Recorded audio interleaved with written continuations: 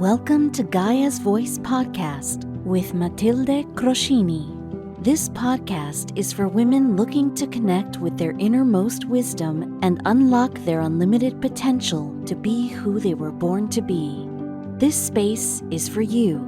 This time is yours. You are held by the earth underneath you. Be you. Be wild. Be free. Now let's begin.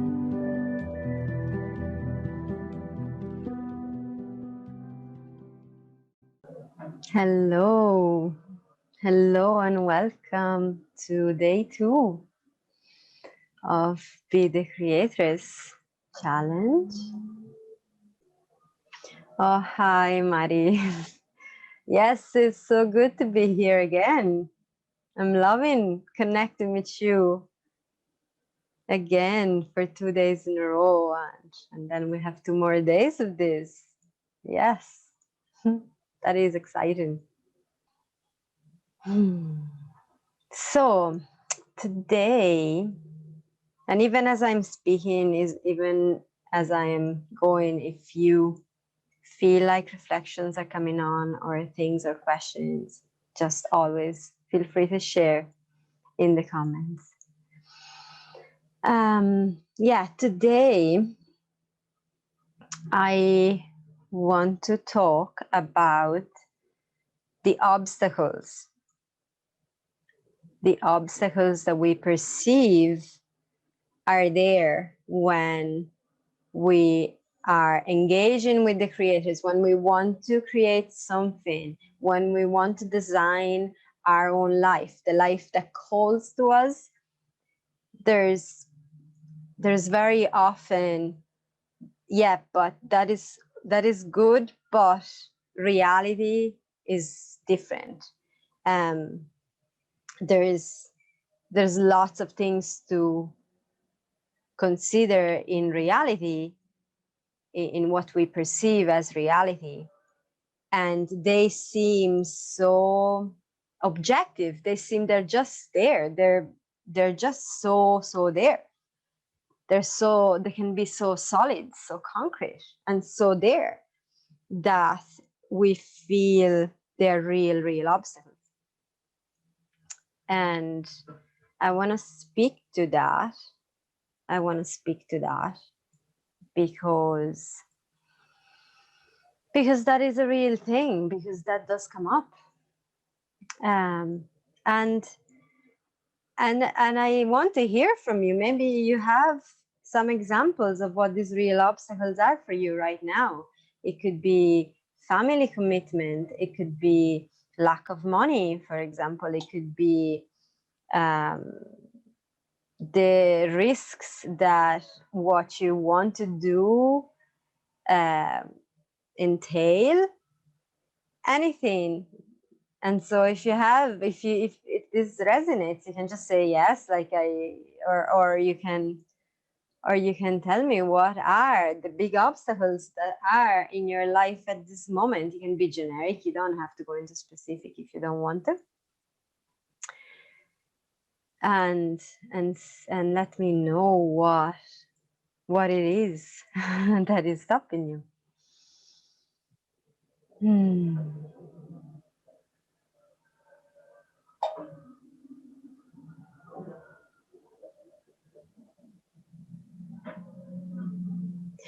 And so there are all of the aforementioned. Okay. Thank you, Paula. Yes, I get that. I do. And yes, so, and then, so there's all the objective ones, like what's happening around us, the people in our lives, the lack of resources, and lots of perceived outer limitations. And then there are one layer deeper, the inner limitations, which are the ones that we have inside. Maybe lack of confidence, fear of failure, sometimes fear of success. And that sounds crazy, but it is a big thing, because success can have a negative connotation depending on how we've been reared and what we've seen. Like, I know, for example, I've been taught that being rich and having a lot of money actually turns people into mean people. And so I grew up with this, and that has influenced my relationship with money for a very, very long time. I thought money was something negative. The more money you had, the more selfish and mean you were becoming, which is a belief. It's not really connected really with reality at all. It's a belief that comes from what I've been taught as a kid. So that's what's stopping us inside. And there can be a very big list. And I want to drop all of this down for a moment, because this is like such a heavy luggage. I don't know. It feels like such a heavy luggage. And I want to bring forward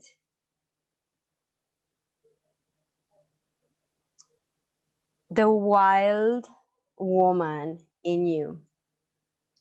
The wild woman in you.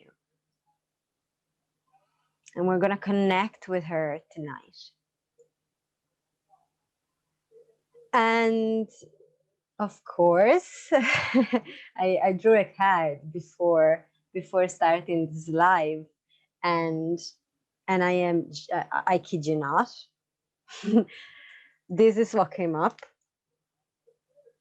which is actually, you probably can recognize it. That's my image. But the quote on my card is, "I am wild," and it's like, but of course, but of course, the wild woman. So the wild woman inside you is that part of you that is able to accept and embrace the challenge as excitement.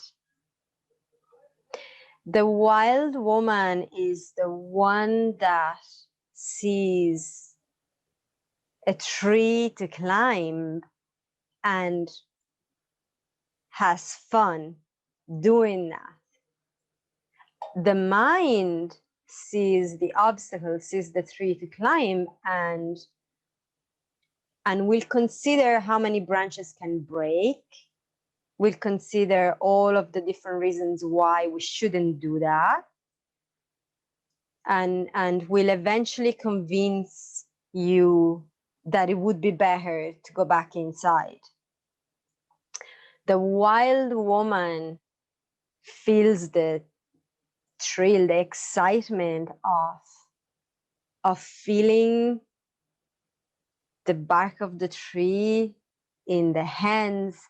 She's barefoot and she climbs and she goes one branch at the time, because from up above the tree, she can see the sunset so much better.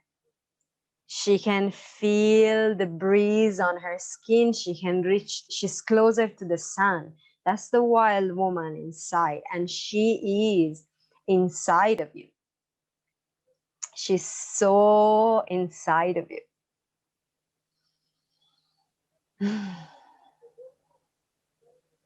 And the mind is not negative, it's not bad. The mind has a specific role. The mind works with the past. The mind, it's like a computer. A computer cannot do anything of its own accord. There's a programming in behind it. And so the same is for the mind. And that programming is based on experiences. If you do a certain thing on your computer will remember. And when you try to do it again, it will go, oh yeah, I know you've done this, so this is how you do it. But it won't take initiative, it won't create something new. So it's a really useful tool for so many reasons. But when we let the mind lead, we live in a very limited place, because it's a place that is only based on the past. So our mind learns that if I touch fire, I get burned. And so it won't let me do that again. It will tell me that that burns. And this is very simple and it seems really linear. But when we go into experiences that the mind couldn't comprehend, because at the beginning, when we were small, our mind couldn't comprehend a lot of stuff that happened around us. And so she created whatever strategies and solutions she thought were best to survive. And so with that, our mind will see us and say, well, you really you want to try this new thing, but I remember that time that you tried to do this new game with mud and whatever outside, and your mother came out and shouted at you to stop because that was a disgraceful thing to do. The mind doesn't go, but that makes no sense. That was like 20 years ago, 30 years ago, 40 years ago, and it was a completely different scenario. I'm trying to do a completely different thing now. The mind only knows that you were trying to do something new and you were told that's bad. The mind only knows that you were trying to express your dreams and you were told you got to study a lot for that, you don't have the intelligence for that, you're not good enough to do that. Maybe not so directly, maybe just a laugh or a joke at the wrong time mightn't be meant with any badness, and it comes from, again, the story of the people that we've interacted with. So it's not that they're bad people or it's their fault. This is not like a blaming session of our parents or our families or anyone around us so that we can feel better about ourselves. It's just to bring awareness to a mechanism so that once that we know that, we can go, oh yeah, okay, that is what's happening. Like, my mind is making me feel like I'm a total imposter if I want to do this thing. Because this has happened before. I've tried to do this. I've tried to pick up a musical instrument when I was like 5 or 6 and pretend I was playing. And my someone told me, oh, that's an awful noise, just stop. I remember a time when I was told not to sing as a young kid because it was just annoying. It was a noise. Obviously, I was only a child. I was not like Celine Dion. So, and I just took me so long to sing again after that. Or I have a memory of making this incredible drawing. I put all of myself in it for a school project, and then the teacher came in and in 2 lines of pencil changing the whole thing, telling me it was completely wrong. I could have become an artist. Actually, I really wanted to do art. And I'm only reconnecting with that part of myself now. That how long it has taken because of that. Because that goes under the radar. It seems something so small. And then, but in that moment, there is a reaction, there is a feeling that hurts. It hurts. To be full on enthusiasm, like a child can be, for something, and being told, be quiet, you're disturbing, or, don't do that because you're going to upset people around you. Anything. There's a long list, and I'm sure we all have examples of this that might come to mind.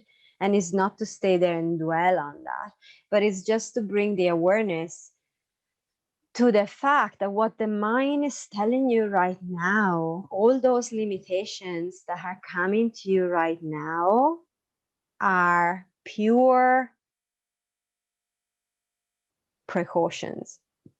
and they're based on zero datas. They're so not relevant to now. There's something, and this is a longer process. This is a process that you do, like if you take mentoring, for example, for a prolonged period of time. This is just a short a short video to give you an idea and to bring your awareness. So what you can do with this is, when you practice deep listening, that we worked on yesterday, and we said we just practice that every day. When you practice that, you can, once you're dropped in and you're connected with yourself, you feel in. Ask if there's something that has come up for you, like limitation, like some wall where you keep banging and bouncing off, a brick wall that is in front of you that keeps you stopping every time that you want to do something. Oh, but I feel like I shouldn't be doing this, I'm not qualified enough, or I feel like I don't have the resources, or I feel like I might upset someone if I do this, or whatever.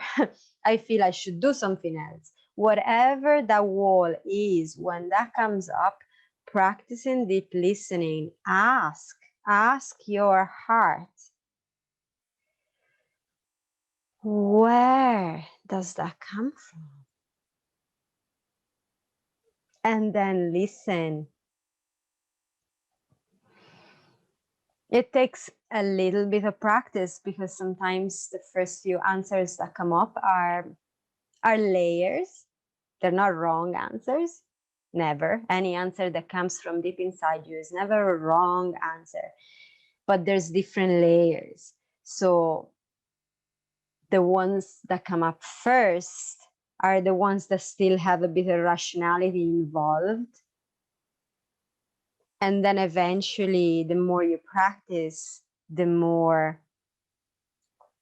you bring in the deeper awareness, the embodied awareness that really gives you the answers to what is at the root.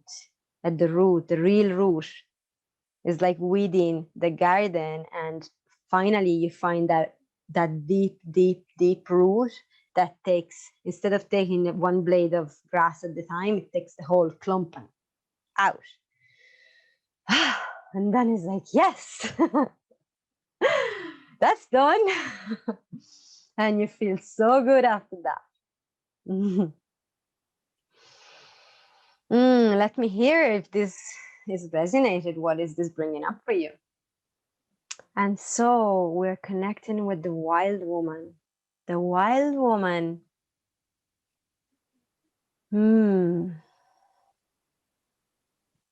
And there's different ways to connect with the wild woman. Okay. I like these questions. Some limitations that appear to be imposed from the outside, like the rules that are imposed now. How can I continue to create the dream I'm working on? That is a good question. I cannot answer, but you can find that answer. What I can say is that there is a part of you that knows that there's always a way. There is a part of you that can flow like a river through rocks. Have you ever seen a river being stopped by rocks? Even if it's a very big rock, the river goes right around it, right around it. I bought a book for my daughter just yesterday, and she read it fully already. And it's a big book with a paragraph on so many amazing women. Some are still alive, some are women of the past, that have achieved such incredible things. And always against the odds. Always. So many people telling them this can't happen. People in charge, people in the governments, people, some of these women have been put in jail so many times. And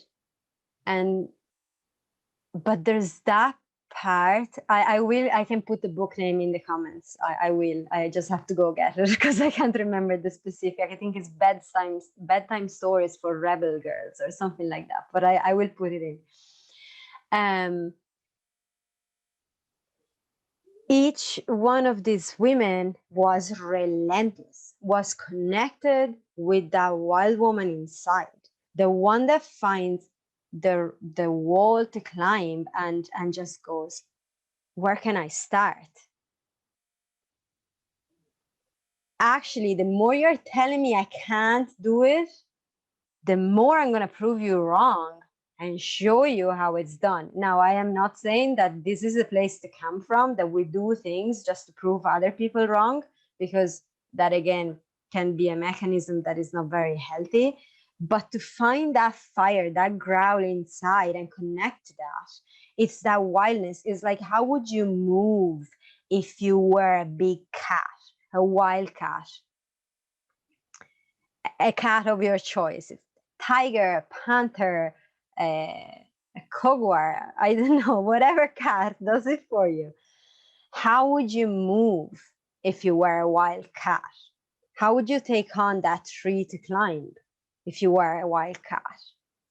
And that is, we won't have a lot of, I don't actually have space to do that right now, but that is a practice to do, to connect with that wild, primal wild woman inside that turns anxiety into creative energy, turns anger into fuel, turns challenge into excitement, stress into excitement. I'm not stressed about having to do this challenge with you. I'm excited about having to do that. The feeling can be similar. I can be still having my stomach in a knot because I have to get everything ready and I have to set my environment, and maybe because I have a full life, I have children and I have horses and I have lots of things that I do in my day. There can be that. Is it stress or is it excitement for what I'm getting to do here? How does that wild woman, and she will talk to you, she will connect with you when you take time to connect with her. And I know some of you go into the ocean. That's one place to connect. What wildness when you are barefoot on the sand and you're feeling the waves, you're looking at the ocean, you're feeling the power of Mother Ocean, the nature creation. She is creation. Mother Ocean has created life on this planet relentlessly, no matter what. No matter what, she has created life on this planet. And that energy is in you, in every cell in your body. There is that energy. And now, more than ever, your gift is so needed. So needed. We are creating a new world. We are creating a world collectively that is moving from mind and ego, and you can call it 3D, whatever you're into, you can call it, into the heart center. A world that is so different, so based on the heart, so based on love. And so whatever you're doing, we said it yesterday, how would you create from a place of love and passion for life? That wild woman loves that. The wild woman sees soil and puts her hand in it and just feels it, because it's like, because it's alive. It doesn't go, well, maybe it's dirty. Maybe I should wash my hands. Maybe I should just mind my nails. Maybe mommy told me not to do this. And I'm giving this example like in a silly way, but it's just that is like that voice works like that. And I get it, that is there, that voice is there, and it has been put there. And I have it too. I have it too. I have so many times where I'm like, what? There's so many people out there so much better than me. And comparison comes in. But they have more clients, but they are doing this thing better. But so many buts. And that's a choice. That is a choice. But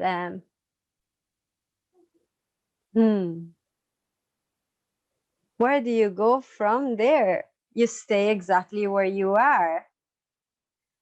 And if you are here, it's because you want to be, unleashing that creativity inside you. You want that amazing creators to come out. I'm just reading a comment now. Yes, I have that fire to find the way forward. Love the idea of the wild woman. Oh, yeah. Oh, yeah. Oh, yeah. The wild woman is very embodied. She connects with the body, she connects with the feelings and the sensations. So, to connect with her, one real good way is to go back to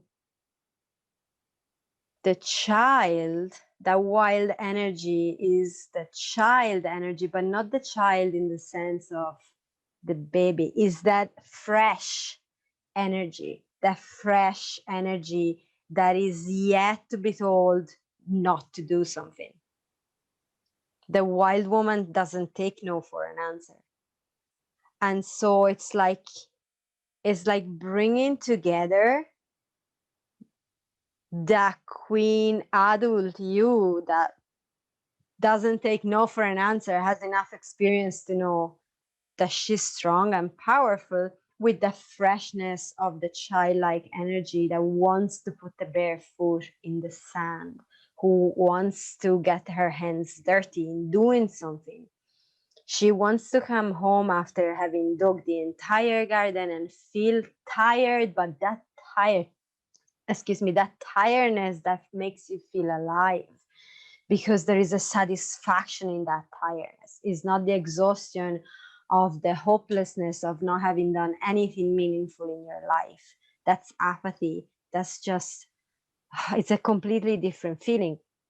That tiredness of, I've been up all night writing that book I've always wanted to write, and I am tired, but like so empty, so empty. I've done it, I've emptied it. And then what's next? Because it doesn't end there. It never ends there. When you open up to one part of your dream, you discover a world.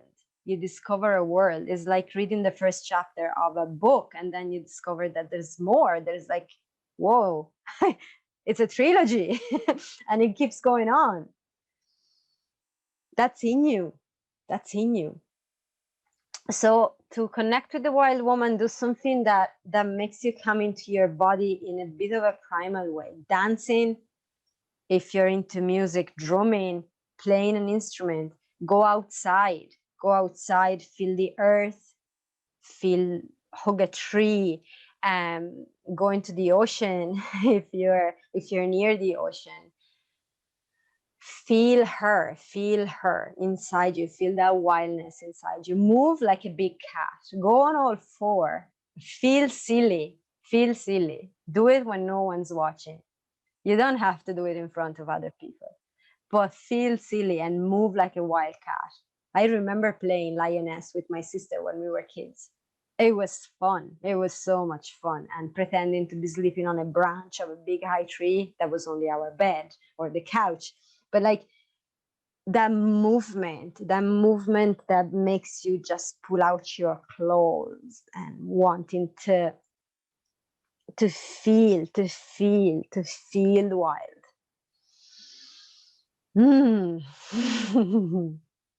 And see how that goes.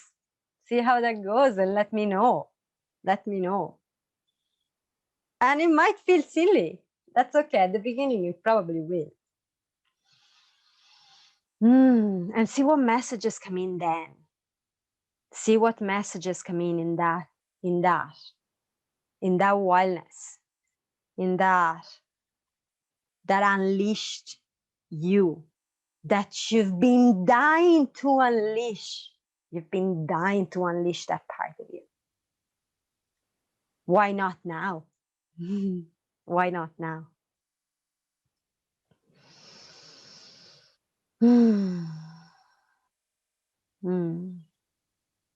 Okay.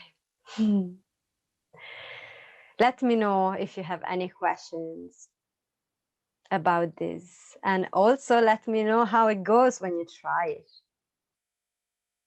I'm really mad to hear how this goes. And if this felt provocative, good. Good. I hope it did. I hope it did. Our mind wants to find so many reasons on the outside for why we're not doing what we're meant to be doing, what we really want to do. And that list is infinite. That list is infinite. And when you read about these women, and we don't hear from, like, a lot of those you've never heard. I didn't know them. I was like, who is this woman? And yet she defeated the disease and she ran the Olympics and she was the most amazing, incredible fast runner on the planet. When she was 9, she was told, you'll never walk again. She became an Olympic runner. This is one example. I can't even remember her name. It just was so amazing, the story. I'm in tears most of the time that I read that book to my daughter. And there's so many. And it doesn't matter if you don't go to the Olympics. That's not the point. The point is that that dream that is in you, whatever that dream is, it's your gift to this world and is your gift to yourself. And outer circumstances are always going to be there. It's always going to happen.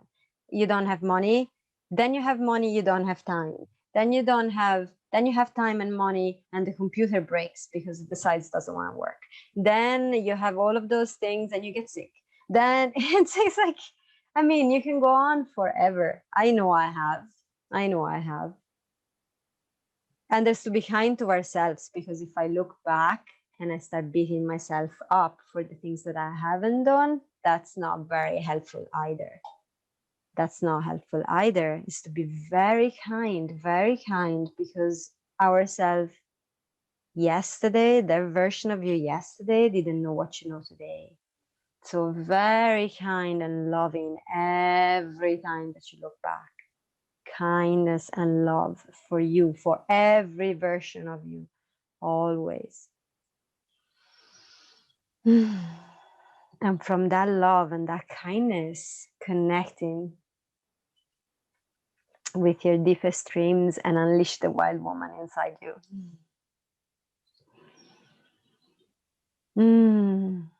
Okay, that's all from me tonight. I hope this was helpful. And yes, let me hear it. Let me hear anything, what resonated, what didn't, questions, reflections. And I am going to talk to you again tomorrow at 7 at the same time, another half an hour together. And we'll see what emerges. Lots of love and sweet dreams. Bye for now.